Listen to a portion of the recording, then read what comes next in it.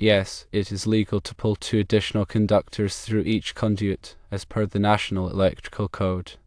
Article 310.16 of FRETO allows for multiple current-carrying conductors to be installed in one raceway. The code specifies requirements for conduit fill and derating when multiple conductors are installed in a single conduit. Article 310.15b FRETO mandates that the combined cross-sectional area of all conductors in a raceway must not exceed 40% of the raceway's cross-sectional area.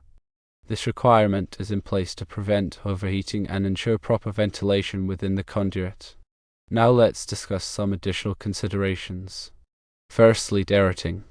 The current carrying capacity of the conductors must be derated based on the number of conductors in the raceway. Refer to Table 310.15b2 in the NEC for the appropriate derating factors. When multiple current-carrying conductors are installed in a single raceway, the heat generated by each conductor can raise the overall temperature within the raceway. To prevent overheating and insulation damage, the capacity of each conductor must be reduced or derated.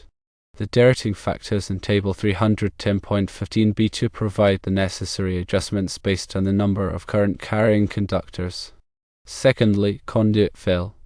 Ensure that the total cross-sectional area of all conductors and insulation does not exceed 40% of the cross-sectional area of the conduit.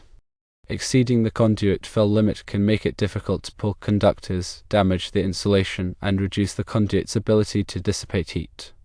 The 40% fill limit is a crucial safety measure to ensure proper ventilation and prevent overheating. Thirdly, pulling tension. Use appropriate pulling methods to avoid damaging the conductors or insulation. When pulling conductors through a conduit, excessive tension can damage the conductor insulation or even break the conductor itself. Using proper pulling equipment, lubricants, and techniques is essential to minimize pulling tension and ensure the integrity of the conductors. After pulling the additional conductors, inspect and test the circuit for proper operation.